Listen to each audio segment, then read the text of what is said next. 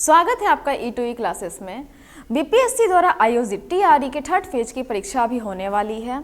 यह वीडियो उन अभ्यर्थियों के लिए काफ़ी लाभप्रद होने वाला है जिन्होंने हिंदी विषय को आधार मानकर अपने परीक्षा की तैयारी शुरू की है या लक्ष्य को चुना है। तो हिंदी के सिलेबस को यदि ध्यान दें तो शुरुआत होती है हिंदी साहित्य इतिहास लेखन की परंपरा से। किसी भी कंपटीशन एग्जाम की तैयारी अगर आप हिंदी विषय पर आधारित होकर कर रहे हैं, हिंदी विषय है आपका, तो पहली शुरुआत हिंदी साहित्य में यहीं से आरंभ होती है। पहली शुरुआत यहीं से होती है कि हिंदी साहित्य का इतिहास किसने लिखा। तो बिना समय गंवाए चलिए शुरू करते हैं हिंदी साहित्य इतिहास लेखन की परंपरा पर, जहां देखते हैं किन किन विद्वानों ने किस तरह से अपना योगदान दिया है।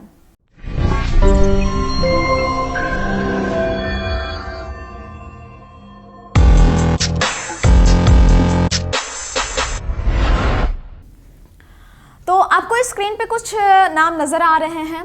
इतिहास लेखन की परंपरा की यदि बात करें तो यहाँ पर आपको जितने भी नाम नजर आ रहे हैं, Garcin de Tassy, Shiv Singh Sengar, George Grierson, Mishra Bandhu, Ramchandra शुक्ल, आचार्य हजारी प्रसाद द्विवेदी, रामकुमार वर्मा से डॉक्टर नगेंद्र तक, इन सब के विद्वानों के नाम को पढ़ते हुए इन्होंने किस तरह से किताबें लिखी, उस किताब की क्या विशेषता थी, प्रकाशन कब हुआ, इन सारी चीज़ों पर, इन सारे महत्वपूर्ण बिंदुओं पे अभी हम चर्चा करेंगे, जो कि आपके एग्ज़ाम में आने वाले प्रश्न पर आधारित होंगे। और सबसे मज़े की बात कि वीडियो के अंत में आपको उन सारे प्रश्नों को भी यहाँ दिखाया जाएगा। मैं आपको उन सारे प्रश्न का लिस्ट भी बताऊँगी जो पहले के एग्ज़ाम में आ चुके हैं।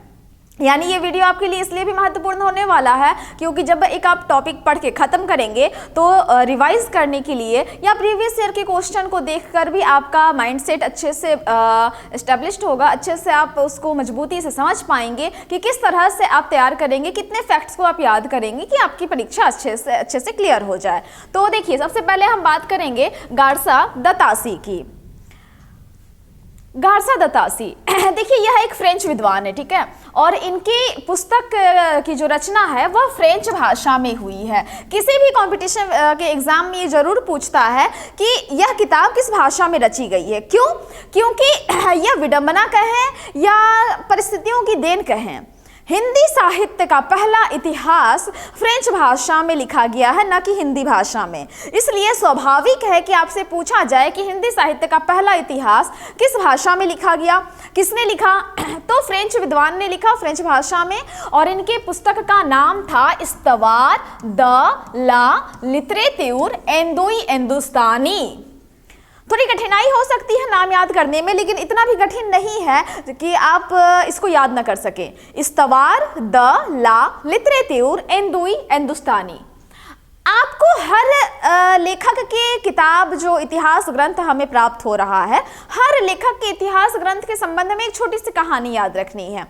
कहानी के मूल बिंदु यह होंगे कि पुस्तक की रचना किस भाषा में है, पुस्तक का नाम क्या है, पुस्तक की विशेषता क्या है, ठीक है। तो इन सारे बिंदुओं पे जब आप बात करेंगे तो आपको बहुत सारी चीजें क्लियर हो जाएंगी। जैसे इस पुस्तक की विशेषता है कि यह 2 भागों में विभक्त है और इसका प्रकाशन जो है, पहला भाग 1839 ईस्वी में आया और दूसरे भाग का प्रकाशन 1847 ईस्वी में। अब आपको ध्यान देना है कि यहाँ 2 प्रकाशन वर्ष है।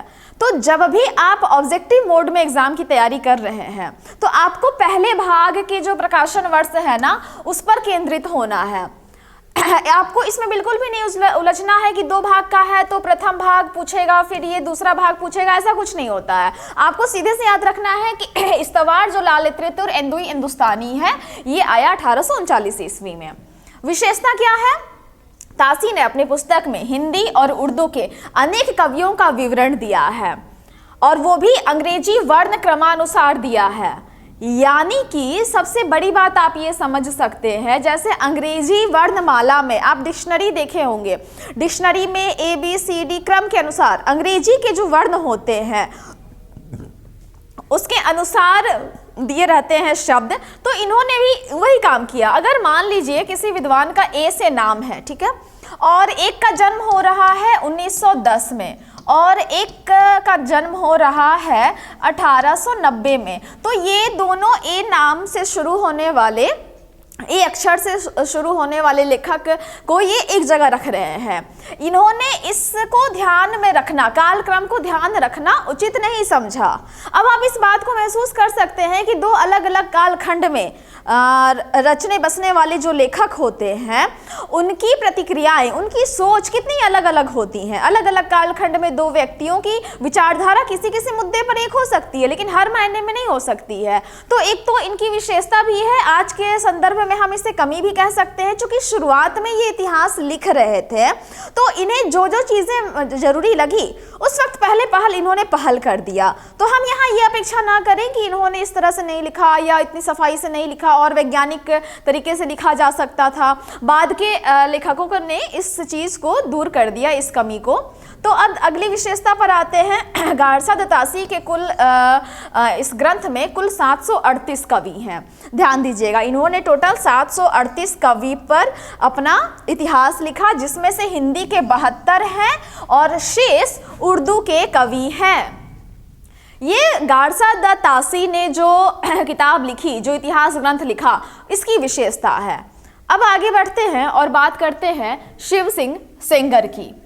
तो आप ध्यान दीजिएगा कि हिंदी भाषा में रचित दूसरा महत्वपूर्ण इतिहास ग्रंथ है शिव सिंह सरोज। ठीक है, शिव सिंह सेंगर की किताब का नाम क्या है? शिव सिंह सरोज। अब एक चीज मैं आपको ये बता दे रही हूँ, कहीं सवाल मैंने देखा भी था, प्रीवियस ईयर में आया हुआ है, लिस्टिंग में भी आप देख पाएंगे कि हिंदी साहित्य का पहला इतिहास ग्रंथ किसने लिखा, हिंदी साहित्य का, हिंदी भाषा में। तो वैसे तो बहुत अधिक डीपली नहीं आता है सवाल, फिर भी जानकारी के लिए आपको बता देती हूँ कि महेश दत्त शुक्ल जो है, इन्होंने पहला प्रयास किया था हिंदी भाषा में इतिहास लिखने का, और इनके ग्रंथ का नाम था भाषा काव्य संग्रह। ठीक है, तो आप निश्चिंत रहिए, इसका प्रकाशन वर्ष या इसकी विशेषता ऐसा कुछ नहीं पूछेगा। लेकिन ये फैक्ट्स आपके लिए इसलिए महत्वपूर्ण है क्योंकि आपको ये सवाल पूछ सकता है कि हिंदी साहित्य में लिखा गया पहला इतिहास ग्रंथ हिंदी भाषा में किसका है, और यहाँ ऑप्शन में नाम दे सकता है शिव सिंह सेंगर का। तो आपको वहां पर ऑप्शन चूज करना होगा कोई नहीं। अगर महेश दत्त शुक्ल का नाम नहीं है तब तो कोई नहीं में ही आप ऑप्शन टिक करेंगे। मेरी बात को ध्यान से समझिएगा, क्योंकि महेश दत्त शुक्ल हिंदी भाषा में इतिहास लिखने वाले पहले विद्वान हैं, और दूसरे विद्वान हैं शिव सिंह सेंगर, जिन्होंने हिंदी भाषा में रचा इतिहास ग्रंथ, और इनके ग्रंथ का नाम है शिव सिंह सरोज। यानी हिंदी भाषा में लिखने वाले ये पहले हैं और ये दूसरे नंबर के विद्वान हैं। इतना समझ चुके हैं। अब बात करते हैं कि इस ग्रंथ का प्रकाशन कब हुआ। तो 1883 ईस्वी में हुआ है। और इस ग्रंथ की विशेषता क्या है? इन्होंने लगभग एक सहस्र मतलब 1000, और नंबर की बात करें तो ये जानकारी उपलब्ध हो रही है 838 कवि। इसके पहले वाले तासी ने 738, ये 838, तो आप ऐसे तुकबंदी में भी याद कर सकते हैं। 838 भाषा कवियों का जीवन चरित्र तथा उनकी कविताओं के उदाहरण दिए हैं। यानी कि शिव सिंह सरोज में शिव सिंह सेंगर ने न केवल भाषा कवियों का जीवन चरित्र बतलाया, अपितु उनकी कविताओं के उदाहरण भी दिए हैं। तो इस इतिहास ग्रंथ का आना हिंदी के पाठक वर्ग के लिए बहुत बड़ी बात थी। अब आगे बात करते हैं डॉक्टर जॉर्ज ग्रियर्सन। कहा जाता है कि इतिहास लेखन की परंपरा में ये मील के पत्थर साबित हुए हैं। क्यों ये अभी आप यहाँ से देखिए। तो सबसे पहले बात शुरू करते हैं सन 1888 ईस्वी में एशियाटिक सोसाइटी ऑफ बंगाल की पत्रिका के विशेष अंक के रूप में ग्रंथ का प्रकाशन होता है। ग्रंथ का नाम क्या है? The modern vernacular literature of Hindustan, यह किताब का नाम है। डॉक्टर जॉर्ज ग्रियर्सन ने लिखा। तो इसका प्रकाशन भी कैसे होता है? एक संस्था है जो भाषा के लिए काम करती है, उस संस्था के तरफ से पत्रिका निकलती थी, और आप जानते होंगे कि मासिक पत्रिका, साप्ताहिक, वार्षिक, उसका एक विशेष अंक कभी कभी निर्धारित होता है विशेष आयोजनों पर, विशेष संदर्भ में। उसी तरह से हिंदी साहित्य पर आधारित ये विशेष अंक निकला था, और यह ग्रंथ सच्चे अर्थों में हिंदी साहित्य का पहला इतिहास ग्रंथ माना जाता है। अब इसकी विशेषताएं हम लोग जानकर यह ज्ञात कर सकते हैं कि क्यों यह हिंदी साहित्य का पहला इतिहास ग्रंथ, वो भी सच्चे अर्थों में, यह ध्यान दीजिएगा, यह ग्रंथ सच्चे अर्थों में पहला इतिहास ग्रंथ है। आप यह ना कीजिएगा कि पहला इतिहास ग्रंथ डॉक्टर जॉर्ज ग्रियर्सन ने लिखा, नहीं, सच्चे अर्थों में, यानी कि बहुत अधिक ये तथ्य से, वैज्ञानिक पुष्टियों से प्रमाणित था, इसलिए सच्चे अर्थों में यह पहला हिंदी साहित्य का इतिहास ग्रंथ हुआ। क्यों? इन्होंने 952 कवियों का जिक्र किया, और सबसे बड़ी बात जो ग्रियर्सन से पहले के विद्वानों ने नहीं किया था, वो ग्रियर्सन ने ध्यान दिया, उस कमी को पूरा किया। इन्होंने कवियों और लेखकों का काल क्रमानुसार वर्गीकरण किया है तथा उनकी प्रवृत्तियों का भी वर्णन किया, यानी वो किस प्रवृत्ति के हैं, उनकी विशेषताएं क्या है, यह सब उजागर करते हुए उन्होंने काल विभाजन को ध्यान में रखा, काल क्रम को ध्यान में रखा। यानी जो लेखक 1910 में आया है वो पहले आएगा, जो 1925 में आया है वो बाद में आएगा। तो काल क्रम बहुत मायने रखता है किसी भी भाषा के इतिहास को समझने में, क्योंकि इसकी प्रवृत्तियां वहीं से बुनी जाती हैं, गुनी जाती हैं। अब बात करते हैं, प्रथम बार हिंदी साहित्य का भाषा की दृष्टि से क्षेत्र निर्धारण करते हुए इन्होंने संस्कृत, प्राकृत एवं अरबी फारसी मिश्रित उर्दू को उससे पृथक किया। यानी आपको पता है कि आदिकाल के समय अवहट्ट, अपभ्रंश, इस तरह की भाषा चल रही थी, तो उस वक्त संस्कृत, प्राकृत, ये सारे शब्द जो आपस में मिले घुले थे, इन्होंने अलग करने का काम किया। यानी भाषा के तौर पे भी इन्होंने एक बहुत बड़ी भूमिका निभाई है। और सबसे महत्वपूर्ण बात, किसी भी कॉम्पिटिटिव एग्जाम में ये पूछ सकता है और पूछता ही है कि भक्ति काल को स्वर्ण काल किसने कहा है, स्वर्ण युग किसने माना है, तो यह ग्रियर्सन की ही उपलब्धि है कि 16वीं 17वीं शताब्दी के युग भक्ति काल को हिंदी काव्य का स्वर्ण युग इन्होंने माना। और आज तक हिंदी के पाठक इस देन के लिए आभारी है ग्रियर्सन का कि ये इतने बड़े फैक्ट्स को निकालकर सामने लाते हैं। अब आगे बात करते हैं मिश्र बंधु विनोद की। ग्रियर्सन के बाद मिश्र बंधु विनोद आते हैं। अब मिश्र बंधु में आपको जैसा कि पता ही है, किसी एक व्यक्ति का नाम नहीं है, बंधु मतलब भाई, मिश्र जो है ये उपनाम है। तो 3 भाई थे जो मिलकर हिंदी साहित्य पे काम कर रहे थे, गणेश बिहारी मिश्र, श्याम बिहारी मिश्र और शुकदेव बिहारी मिश्र। इन तीनों ने मिलकर जो ग्रंथ रचा वो कहलाया मिश्र बंधु विनोद। तो मिश्र बंधु की किताब का नाम क्या है? मिश्र बंधु विनोद।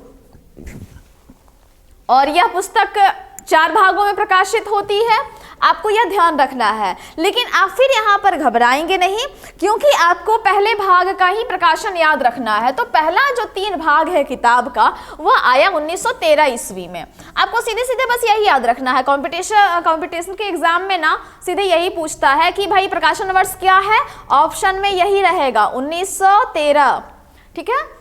और चतुर्थ भाग का प्रकाशन 1934 में होता है। तो ये केवल आपकी जानकारी के लिए, जानकारी में बढ़ोतरी के लिए फैक्ट्स बता रही हूँ। इतने डेट्स को देखकर आप उलझेंगे नहीं, क्योंकि पहला ही जो हमारा वर्ष होता है वो महत्वपूर्ण होता है। अब देखिए, लगभग इन्होंने 4500 कवियों का जीवन वृत्त लिखा है अपने इतिहास में। और मिश्र बंधु का योगदान क्यों अविस्मरणीय है?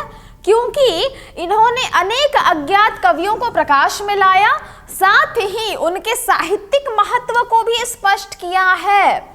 यानी आप सोचिए कि अभी तक ग्रियर्सन, गाडसा दत्तासी, शिवसेन सेंगर ने जितने भी कवियों को या लेखकों को खोजा, प्रकाश में लाया, उससे कहीं अधिक मिश्र बंधु जो हैं लेकर आते हैं।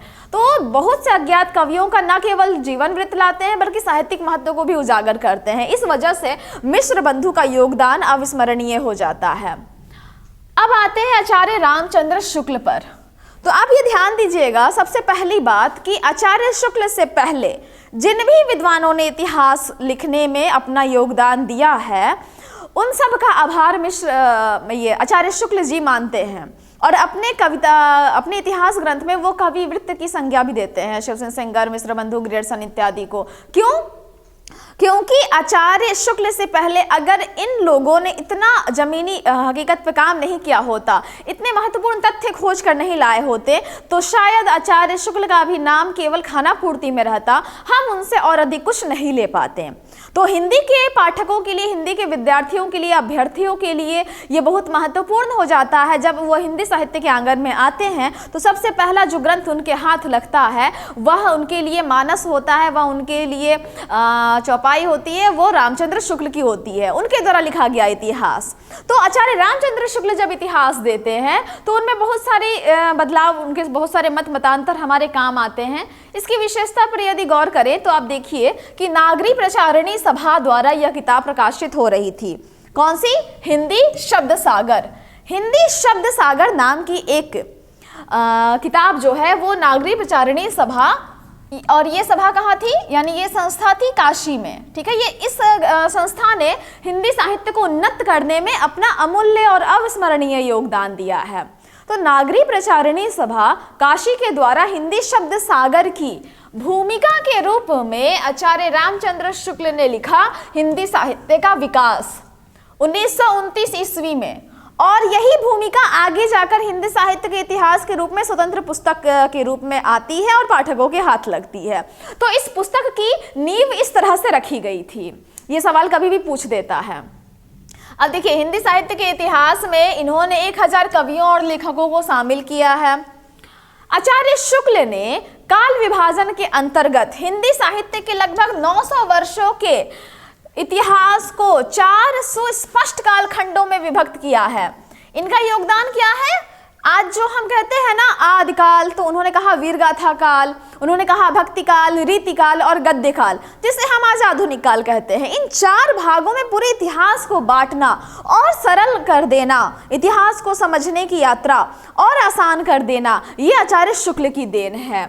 अब देखिए, आचार्य शुक्ल ने शिवसिंह सेंगर, जॉर्ज ग्रियर्सन और मिश्र बंधुओं के इतिहास को कविवृत्त की संज्ञा दी है, कविवृत्त संग्रह। और इन्होंने आभार माना है कि इन तीनों के इतिहास ग्रंथ से आचार्य शुक्ल ने बहुत कुछ ग्रहण किया है, इस वजह से ये यहाँ आभार प्रकट करते हैं। अब आगे बात करते हैं आचार्य हजारी प्रसाद द्विवेदी की। अब देखिए, आचार्य हजारी प्रसाद द्विवेदी जो हैं वो कोई इतिहास लिखने बैठने को खास तौर पे नहीं बैठे थे कि मुझे इतिहास ग्रंथ लिखना है, कुछ फेरबदल करना है। प्रकांड विद्वान, उन्होंने महसूस किया कमी को, और उस कमी को उन्होंने इन 3 रूपों में पाठकों के सामने प्रस्तुत किया। पहला ग्रंथ इनका प्राप्त होता है हिंदी साहित्य की भूमिका 1940 ईस्वी में। दूसरी किताब आती है हिंदी साहित्य उद्भव और विकास 1952 ईस्वी में। तीसरी किताब आती है हिंदी साहित्य का आदिकाल, जो कि महत्वपूर्ण रचना है, ये भी 1952 में। तो 2 रचना इनकी 1952 में आती है और एक रचना 1940 में। तो इस तरह से आचार्य हजारी प्रसाद द्विवेदी के 3 महत्वपूर्ण इतिहास ग्रंथ हमें प्राप्त होते हैं। हजारी प्रसाद द्विवेदी के बाद अब बात करते हैं डॉक्टर रामकुमार वर्मा का। तो इनका एक ग्रंथ हमें प्राप्त होता है हिंदी साहित्य का आलोचनात्मक इतिहास, जो कि 1938 में आया था। परीक्षा के दृष्टिकोण से कभी कभी ये महत्वपूर्ण हो जाता है, इसीलिए इनका संकलन यहाँ है। अब बात करते हैं नंद दुलारे वाजपेयी का। यह किताब बहुत ही प्रसिद्ध है, आज भी हम इससे बहुत कुछ सीखते हैं। देखिए, इतिहास लेखन की परंपरा अनवरत जारी इसलिए रहती है क्योंकि इतिहास समय के साथ बदलता रहता है, वह चिरस्थायी नहीं होती है। तो जैसे जैसे परिवर्तन होते गए, जैसे जैसे लोगों ने नए मानकों को, नए मानदंडों को खोजा, उस तरह से इतिहास में भी नए नए तथ्य प्रस्तुत होते रहे। पुरानी चीजें छूटती गई, नई चीजें नए तथ्य के साथ स्वीकार किए जाते रहे हैं। तो इस वजह से आचार्य नंद दुलारे वाजपेयी की यह किताब हिंदी साहित्य 20वीं शताब्दी बहुत महत्वपूर्ण है, जो कि 1942 में आई थी। और सबसे प्रमुख ग्रंथ डॉक्टर नगेंद्र का हिंदी साहित्य का इतिहास, जो कि 1973 में आया था। विद्यार्थी वर्ग के लिए आचार्य शुक्ल जरा कठिन हो जाते हैं क्योंकि उनमें उनका पांडित्य झलकता है, वो केवल इतिहास लिखने बैठे थे। लेकिन डॉक्टर नगेंद्र ने किताब का संपादन किया और उसमें तमाम आसपास के जितने भी मानक विद्वान थे उनके मतों को चिन्हित करते हुए उन्होंने एक सरलता से इतिहास को प्रस्तुत किया है, विद्यार्थी वर्ग की विशेषता को ध्यान में रखते हुए। हम लोग आसानी से डॉक्टर नगेंद्र की भाषा को समझ सकते हैं, उनके फैक्ट्स को देख सकते हैं, चीज़ें आसानी से समझ में आती हैं। तो इसीलिए इस किताब का योगदान बहुत ही महत्वपूर्ण है। अब बात करते हैं प्रीवियस ईयर के क्वेश्चन पर। आप देखिए, स्क्रीन पे साफ साफ नजर आ रहा है प्रश्न है, और इन्हीं प्रश्नों के आधार पर आप आगामी परीक्षा की तैयारी भी सहजता से कर सकेंगे कि किस तरह के सवाल पूछे जाते रहे हैं। अब इतिहास लेखन की परंपरा से देखिए, पहला सवाल क्या है? हिंदी साहित्य के प्रारंभिक हिंदी साहित्य के प्रारंभिक इतिहासकार मिश्र बंधुओं द्वारा लिखित 4 खंडों में जो रचना है उसका नाम क्या है? हिंदी साहित्य के प्रारंभिक इतिहासकार मिश्र बंधु द्वारा लिखित 4 खंडों की रचना का नाम क्या है? यानी अब इसमें 2 तरह से सवाल आ गए। वो सीधे सीधे ऐसे भी पूछा जा सकता था कि मिश्र बंधुओं की रचना का नाम क्या है, लेकिन वो यहाँ स्पष्ट कर रहे हैं कि उनकी रचना 4 खंडों में आई है। तो अभी अभी मैंने आपको इसका जिक्र किया है कि प्रथम 3 ग्रंथ का प्रकाशन, मतलब प्रथम 3 भाग का प्रकाशन 1913 में हुआ था। तो खैर आप 4 खंड को ध्यान रखिएगा, और यहाँ ऑप्शन में आपको है मिश्र बंधु इतिहास, मिश्र बंधु परिहास, मिश्र बंधु विनोद, उपर्युक्त में से एक से अधिक, उपर्युक्त में से कोई नहीं। तो अभी अभी आपने पढ़ा है, आप बता सकते हैं कि क्या ऑप्शन है? तो मिश्र बंधु विनोद मैं यहाँ सही कर रही हूँ, आप सही कर लीजिएगा अपने हिसाब से। आप पीछे जाइएगा और सुनिएगा कि वो फैक्ट सही है या नहीं। मिश्र बंधु विनोद जो है मिश्र बंधुओं द्वारा रचित रचना का नाम है। अब अगला सवाल की ओर देखिए। अब तक की जानकारी के अनुसार हिंदी भाषा में हिंदी साहित्य के इतिहास लेखन का सबसे पहला प्रयास किस विद्वान का है? अभी अभी मैंने आपको बताया है सबसे पहला प्रयास, अगर याद हो तो आप रिमाइंडर कीजिए। हम लोग ऑप्शन को देखते हैं। जॉर्ज ग्रियर्सन, शिव सिंह सेंगर, रामचंद्र शुक्ल, उपर्युक्त में से एक से अधिक, उपर्युक्त में से कोई नहीं। तो मैंने आपको ये फैक्ट्स बताया था कि अब सवाल अच्छे से फिर पढ़ लीजिए। अब तक की जानकारी के अनुसार हिंदी भाषा में हिंदी साहित्य के इतिहास लेखन का सबसे पहला प्रयास किस विद्वान का है? तो उपर्युक्त में से कोई नहीं, क्योंकि शिव सिंह सेंगर ने दूसरा प्रयास किया था। यानी ये दूसरे व्यक्ति थे जो हिंदी भाषा में हिंदी का इतिहास लिख रहे थे। पहला कौन था? महेश दत्त शुक्ल। आप ये पीछे जाकर भी इनके किताब का नाम देख सकते हैं। महेश दत्त शुक्ल जो है, इन्होंने पहला इतिहास लिखा था हिंदी भाषा में। तो इस तरह के सवाल भी आते हैं उलझाने के लिए। आपको अपनी चेतना से संपन्न होकर सवाल को पढ़ना है, भटकना नहीं है। अब अगले सवाल पे गौर कीजिए। निम्नलिखित साहित्य इतिहास ग्रंथों को उनके लेखकों के साथ सुमेलित कीजिए और सही कूट का चयन कीजिए। तो ऑप्शन क्या है? Shiv Singh Saroj, the modern vernacular literature of Hindustan. आपको पता है कि यह ग्रियर्सन का है, यानी बी का 3 है। शिव सिंह सरोज किसका है? शिव सिंह सेंगर का है, यानी ए का 4 है। इस तरह से आप रफ वर्क भी कर सकते हैं एग्जाम पर। हिंदी साहित्य का इतिहास आचार्य रामचंद्र शुक्ल, तो हमने सी का 1 लगाया, और मिश्र बंधु विनोद, मिश्र बंधु का डी का 2। अब हम मैच करेंगे कूट में से ये कौन सा ऑप्शन मैच कर रहा है। ए का 4, यहाँ ए का 2 है, यहाँ ए का 4 है, यहाँ ए का 3 है। ए का 4 तो मैच कर गया, फिर बी का 3 देखिए मैच कर रहा है, सी का 1 मैच कर रहा है, और डी का 2 ये भी मैच कर गया। यानी हमारा बी ऑप्शन जो है यह एकदम सही है। तो सबसे पहले तो जब आप इस तरह की कूट मिलान कर रहे हो तो ये देखिएगा कि मान लीजिए आपको इन चारों में से कोई नाम याद नहीं है, मतलब ठीक ठीक आपको नहीं पता है, तो कोई एक तो नाम याद होगा ना। जैसे आप देखेंगे कि यहाँ पर ऑप्शन सब अलग अलग सारे हैं, आपको उलझाने के लिए दे सकता है। यहाँ पर ए का 4, यहाँ पर ए का 4 कर देगा। तो पहले आप 1, 2, 3 इस तरह से क्रम के अनुसार आप मैच करेंगे कि इन चारों ऑप्शन में से किस ऑप्शन की जानकारी आपको सबसे सटीक है। आप इस तरह से चयनित करेंगे। जिस प्रश्न के जिस ऑप्शन का उत्तर आपको एकदम सटीक होगा, आप पहले उसका मिलान कर लेंगे, उस आधार पे यहाँ ऑप्शन दिखेंगे, फिर आप उस पर टिक करेंगे। तो ये काफ़ी उलझाने वाला लेकिन काफ़ी मज़ेदार सीक्वेंस रहता है। तो ये पूरी जानकारी रही हिंदी साहित्य इतिहास लेखन की परंपरा की। आपको चंद सवाल भी दिखाए गए जो कि पिछले एग्जाम में पूछे जा चुके हैं। आपको जो भी महत्वपूर्ण तथ्य है हिंदी साहित्य इतिहास लेखन की परंपरा से वह उपलब्ध करा दिए गए हैं। तो मुझे उम्मीद है कि इतने से आपकी तैयारी बहुत अच्छे तरीके से आप एग्जाम को पास कर सकेंगे, अच्छे नंबरों से उत्तीर्ण होंगे।